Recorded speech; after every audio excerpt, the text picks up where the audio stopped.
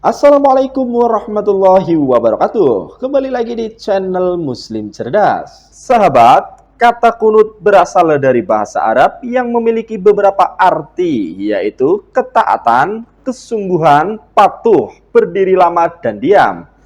Sedangkan menurut istilah, kunut adalah sebuah doa yang dibaca oleh seseorang ketika menjalankan ibadah sholat. Dari Imam An-Nawawi mengatakan bahwa makna kunut adalah berdoa, doa yang baik maupun doa yang buruk. Sementara secara syar'i, kunut berarti nama suatu doa saat berdiri dalam sholat pada tempat tertentu. Dalam catatan sejarah umat Islam, doa kunut nazilah pertama kali dilakukan oleh Nabi Muhammad SAW pasca tragedi Bir Maunah pada bulan Safar tahun keempat Hijriah. Saat itu Rasulullah mendengar kabar tentang kematian sahabatnya dalam rombongan Al-Qurra, 70 orang sahabat yang ahli membaca Al-Quran. Rombongan ini adalah bantuan yang dikirimkan oleh Rasulullah Sallallahu Alaihi Wasallam untuk kaum Usoyah, Ri'il, Zawan, dan Bani Lahyan. Namun, kaum yang diberikan bantuan ini ternyata telah berkhianat. Mereka membunuh rombongan Al-Qurra dan hanya satu orang saja yang lolos dari Amr bin Umayyah. Dikisahkan dalam hadis, pada saat itu datanglah Abu Barah, Amir bin Malik, menemui baginda Nabi Muhammad Sallallahu Alaihi Wasallam. Namun oleh Rasulullah Sallallahu Alaihi Wasallam, dia diajak untuk masuk Islam. Namun Abu Barah tidak menyambutnya, tapi juga tidak memberikan sikap penolakan. Kemudian dia pun berkata, "Wahai Muhammad, seandainya dirimu mengutus sahabat-sahabatmu kepada penduduk Najd untuk memeluk agama Islam, aku harap mereka akan menyambutnya." Rasulullah Shallallahu Alaihi Wasallam pun menjawab, "Aku sangat mengkhawatirkan perlakuan penduduk Najd terhadap mereka." Lalu Abu Barah pun menjawab, "Aku yang akan menjamin mereka." Kemudian Rasulullah Shallallahu Alaihi Wasallam pun mengutus sekitar 70 orang sahabat yang hafiz serta ahli baca Al-Quran. Termasuk diantaranya adalah para pemuka kaum muslimin pilihan. 70 orang sahabat itu pun tiba di tempat yang bernama Bir Maunah. Bir Maunah adalah sebuah tempat yang berada di antara kampung Sulaim serta wilayah Bani Amir. Ketika tiba di sana, mereka mengutus Haram bin Milhan untuk memberikan surat kepada Rasulullah Shallallahu Alaihi Wasallam kepada Amir bin Tufail. Namun, Amir bin Tufail tidak menghiraukan surat tersebut. Bahkan ia pun memerintahkan kepada seseorang agar segera membunuh Haram bin Milhan.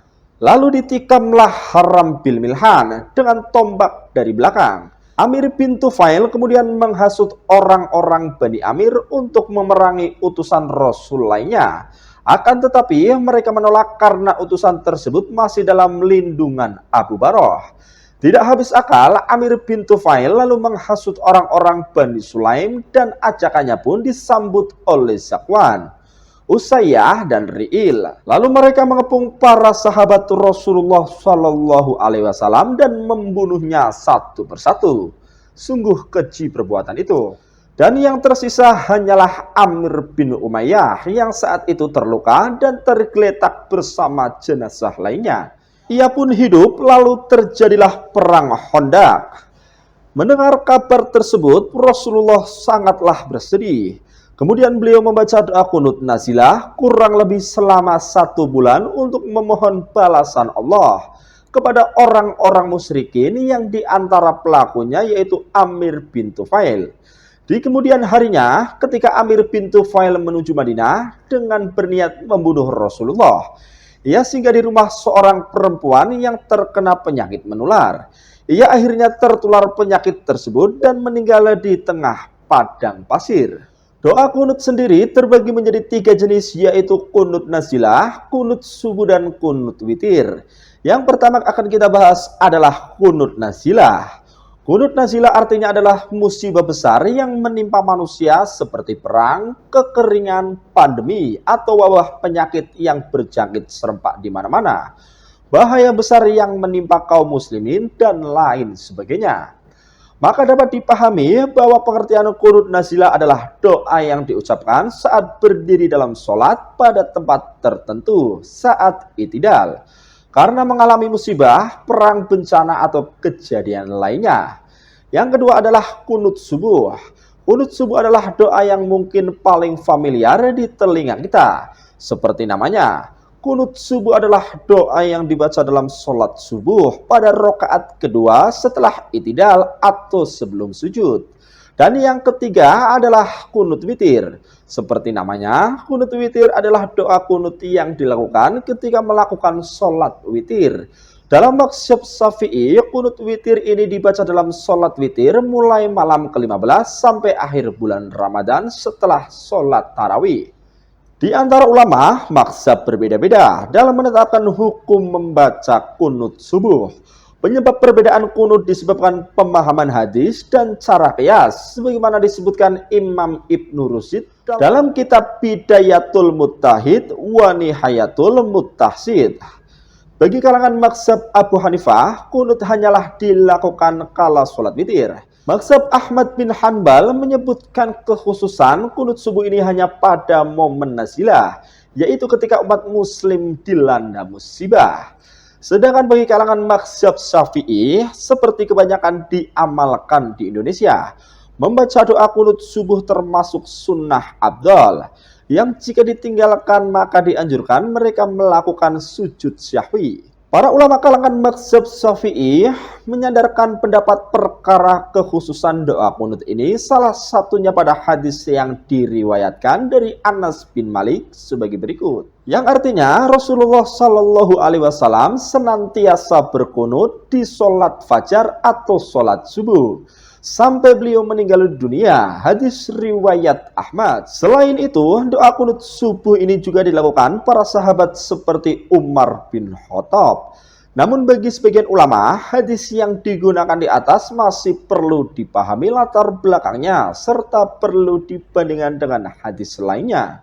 Sebagaimana dikutip Ibnu Qudamah dalam Al-Mughni, berikut hadis perihal qunutnya Nabi Shallallahu Alaihi Wasallam di waktu subuh yang diriwayatkan dari Abu Hurairah, yang artinya sesungguhnya Rasulullah Shallallahu Alaihi Wasallam tidak berqunut ketika sholat fajar atau sholat fardu, kecuali ketika mendoakan kebaikan atau keburukan untuk suatu kaum. Hadis riwayat Muslim. Hadis Anas bin Malik yang menjadi hujah untuk berqunut subuh di atas dipahami ulama bukan sebagai doa, melainkan maksud qunut di sana adalah berdiri lama dan membaca doa yang lebih umum. Kemudian terkait Umar bin Khattab yang berqunut saat sholat subuh, dipahami sebagian ulama bahwa beliau melakukannya pada momen musibah dan perang atau nazilah kala itu. Imam Malik dalam istilah fikihnya membedakan perkara yang dianjurkan antara sunnah dan mustahab. Qunut menurut Imam Malik tergolong amalan yang mustahab, yaitu hal yang dianjurkan namun tidak mengamalkannya secara terus-menerus semasa hidupnya. Alasan dianjurkannya banyak membaca doa qunut adalah sebagian ulama berpendapat bahwa doa qunut dilafazkan saat umat muslim tertimpa musibah. Kemudian sejak khilafah Islamiyah runtuh, yaitu ketika Kesultanan Turki Utsmani jatuh pada tahun 1924, umat muslim selalu dalam keadaan tertimpa musibah dan posisinya pun berada di bawah hingga sampai saat ini. Oleh sebab itu, sejak runtuhnya khilafah Islamiyah sampai sekarang, doa qunut selalu dilafazkan setidaknya pada saat sholat subuh. Dengan adanya alasan ini dan juga dilandaskan berbagai macam dalil pendukung lainnya, maka tentunya sangatlah relevan jika kita melafazkan qunut di era sekarang ini.